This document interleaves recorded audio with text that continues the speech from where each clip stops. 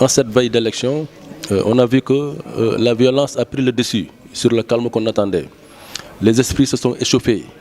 En tant que coordonnateur de la cellule de communication de la coalition au pouvoir, quel est le message que vous allez lancer dans ce sens-là pour calmer les esprits?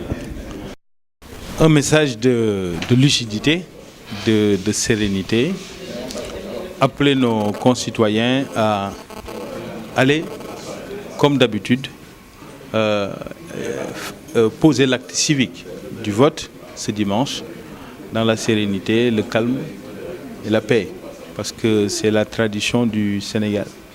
Nous avons, depuis 1848, la monarchie de Juillet, nous votons.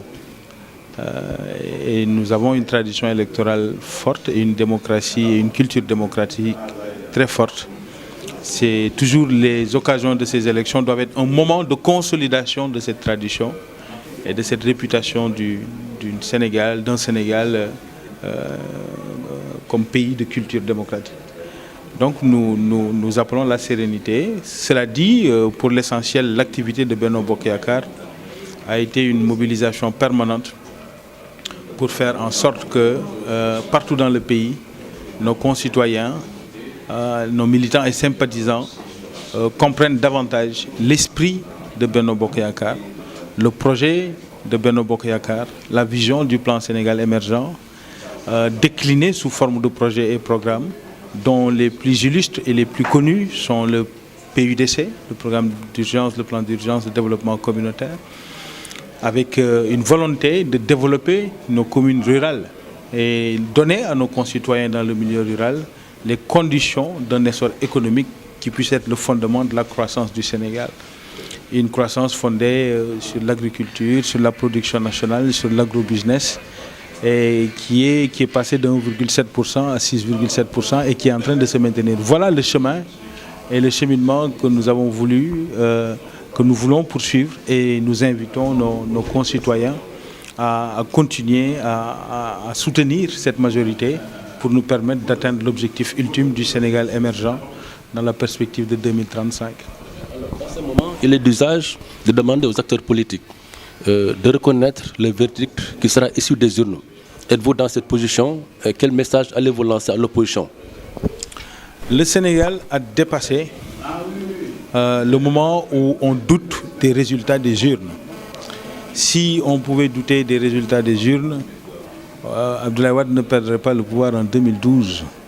Si on pouvait douter du résultat des urnes, Khalifa Sall ne gagnerait pas la mairie de Dakar en 2009.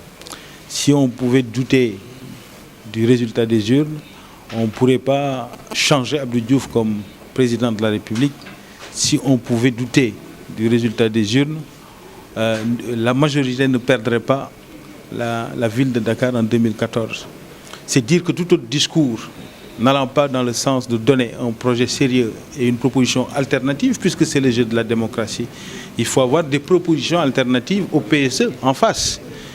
Tant qu'ils ne l'ont pas, ils seront contraints en vérité d'être dans le cercle de la violence, de la manipulation de l'opinion, de la calomnie, de la désintoxication et de la désinformation, mais ça ne passera pas. Nous serons toujours là pour dire aux Sénégalais où est la vérité. Le dernier dérapage en date, c'est quand même un responsable de Taxawu Ndakaaru qui prétend disposer par devers lui-même des résultats préfabriqués. Il faudrait qu'il les montre. Et même prétendre aussi voir des gens qui ont été drogués et positionnés un peu partout à Dakar. Il faudrait qu'il donne cette information et la justice devrait s'en saisir d'ailleurs pour lui demander où sont ces gens et lui demander quelles sont ces informations qu'il détient devers lui. C'est des comportements irresponsables qui ne reflètent pas par ailleurs la culture démocratique en majorité du Sénégal. Il y a 47 listes, il n'y a que 2 listes qui font les fanfarons dans le pays. Mais la majorité des listes dans ces élections-là sont parties sans violence, exposer leurs projets, discuter avec les Sénégalais sans qu'il y ait sans aucune difficulté. Voilà. On sait que la coalition Benno Bokk Yakaar n'est pas garant de la sécurité lors des élections qui vont se tenir le 30 juillet. Aujourd'hui, quel est l'appel que vous lancez à l'État du Sénégal par rapport à cela? Personne ne peut... Nous ne pensons pas qu'il soit possible au Sénégal de mettre en danger le droit inaliénable, constitutionnel, des Sénégalais de pouvoir exercer leur droit de vote.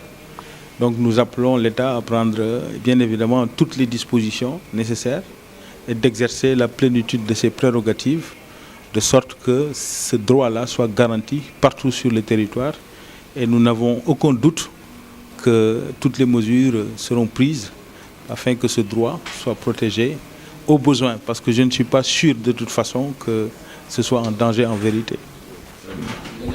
Avez-vous le sentiment que la coalition Benno Bokk Yakaar, en tout cas la cellule de communication de la coalition, a fait carrément le travail qu'on attendait d'elle, cette cellule? Il est difficile de s'auto-évaluer. Je vais laisser mes patrons m'évaluer. Nous avons juste fait le travail que nous pensions pouvoir faire du mieux que nous le puissions. Maintenant, l'évaluation, on laisse nos patrons nous évaluer. Voilà.